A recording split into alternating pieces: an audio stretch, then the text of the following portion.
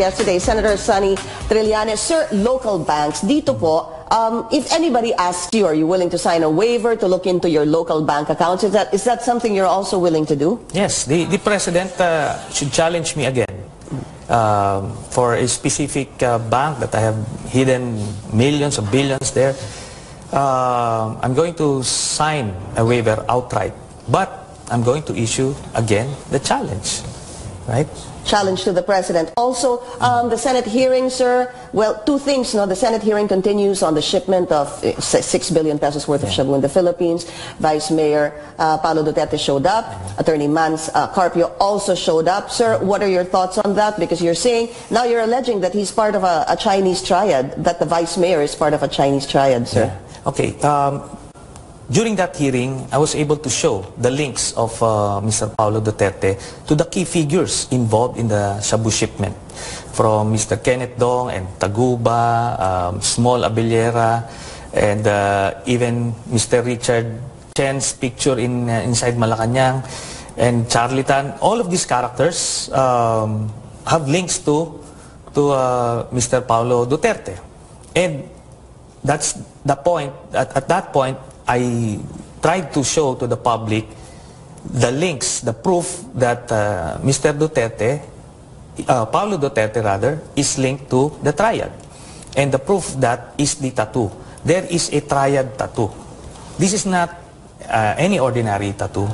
This is a specific one designed for the triad. It's similar to what we have here, the Guardian Brotherhood. The Guardians, they have this tattoo over here in the shoulder and in the hand. So it's similar to that. So that's where I was trying to show the evidence of that. The proof of that is tattooed. To you, it's simple, Senator. If that shows that particular tattoo, that automatically makes the Vice Mayor a member of this triad. Yes, and but don't take my word for it. I was asking him if he would have a picture taken by the Sergeant at Arms and have it shown to the or submitted to the U.S. Drug Enforcement Agency so that they could decode it. But that's where he refused outright. Forgive the ignorance, sir. If he were to hypothetically have a picture taken and the USDEA would have it decoded, ano ho ibig sabihin nun? What's the USDEA going to say? Okay. They're going to say that this particular tattoo belongs to this particular chapter of the triad, because there are so many chapters of triads. They have already broken down all of these things, so they would be the authority. Are there supposed to be like numbers, sir, in that tattoo that makes you a member of a particular chapter of the triad? They call it sacred digits. So it's some form of a code that only triad members would be able to see. And authorities like the USDEA. And here's the thing. I made this very serious allegation to the face of Mr. Paulo Duterte. But in his fear of showing this triad tattoo, he even forgot to deny that he's a member of the triad. So that's on record. He never denied. How solid is your evidence on this, sir? Well, it showed in his behavior and the way he tried to hide his tattoo. Sir, because of this, the hearings in the Senate, headed by Senator Richard Gordon, 2 hearings ago, or was it 3 hearings ago, was when nagkainitan ho kayo ni Senator Richard Gordon because tinawag niyo ho Comité de Absuelto. This was prior to Vice Mayor Paulo Duterte showing up and Attorney Mans Carpio, because you felt that Senator Gordon and Senator Soto were lawyering for Vice Mayor Paulo Duterte. Subsequently, sir, nagpakita naman po yung dalawa. Were you wrong in calling the Comité de Absuelto because nagpakita naman po yung dalawang personalities in the Senate hearing? But that was after Gordon felt the public pressure and outrage, because he was trying to justify why he shouldn't call these 2 personalities. Remember, he was citing hearsay and all the technical stuff. But after the President himself said, you may come, you may go, because the plan is for them to climb up. And that's the time, Gordon allowed it to happen. So it's an afterthought. But the Comité de Absuelto actually goes way back.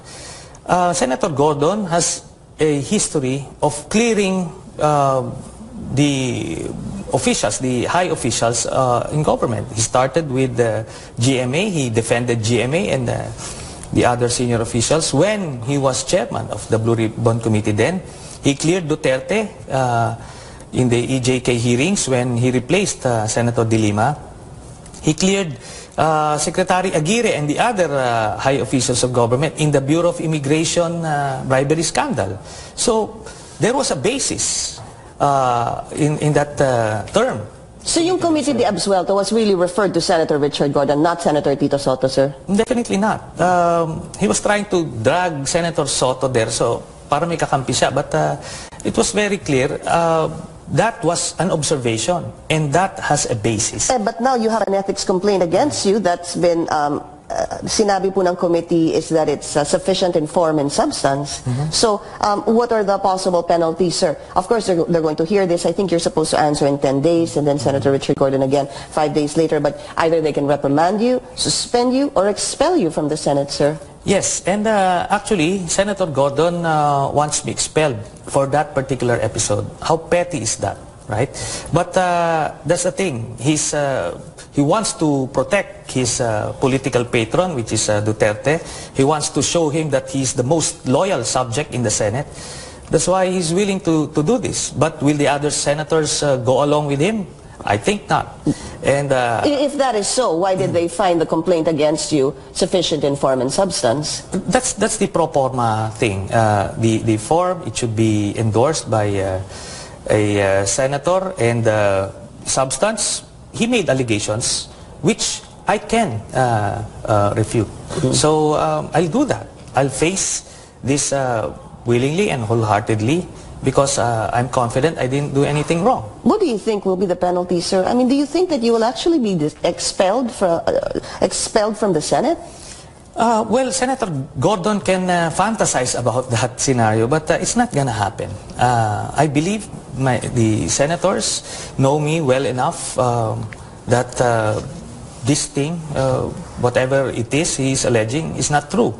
I trust in their wisdom and good judgment. But the other, are you questioning, sir, other complaints filed? For example, the complaint filed against Senator Tito Soto, yun po, that was junk. Was that right? In junking naman the complaint against Senator Tito Soto on the naano comment? Yes. In fact, I even defended him and by saying that the naano comment of Senator Soto, while it offended the women sector, is not per se an offensive language. It's cryptic at most, but it's not offensive language per se. So, and that's what is prohibited by the rules. And Comité de Absuelto is not an offensive language. It may have bruised the ego of Mr. Gordon, but that's his problem. Are you going to file a case against him, an ethics complaint, sir? Yes. When? In fact, the lawyers are preparing it. Probably a week or two from now. All right, we'll be taking another short break. This is The Source on CNN Philippines. Please stay tuned. We have a few minutes left, sir. The president is also saying that he has evidence that you paid 200 consultants, sir. What is your answer to that? Again, that's a barefaced lie. Walang 200 consultants. Tignan mo sa COA reports, sa records namin, the most that I got was, I think, 63. And the reason for that is, in the first place, there's no limit. Okay? Then the plantilla positions for the Senate are limited. I have a nationwide organization, Di Magdalos. So, for as long as you're not putting the money into your pocket, you're okay. Okay. So, and what's this, the 200 thing, that's purely propaganda. And now I throw back the challenge to him. He has 11,000 ghost employees in Davao. And that was reported by the COA. So, Right? Last subject, sir. Senator Risa Ontiveros is calling on Secretary Vitaguire because of that text message apparently that nakita po purportedly sa isang photo. What are your thoughts on that? Of course, let me just bring that up very quickly. Ang sinabi daw na turuan na ni Ontiveros, kaya i-expedite na natin ang cases ninyo versus her speaking to I believe a JP that to some people that could be former Congressman Jing Paraser of the VACC. And that's really alarming, you know. And I believe I've been calling out Secretary Aguirre for so many past offenses. He was even the one who associated me with the Mautes, remember, with this photo coming from a fake news website. So he's been burned time and again, but this one would really take the cake because it goes at the heart of his job as Secretary of Justice. What should he do? Senator Risa Ontiveros has been calling for his resignation, and I totally agree.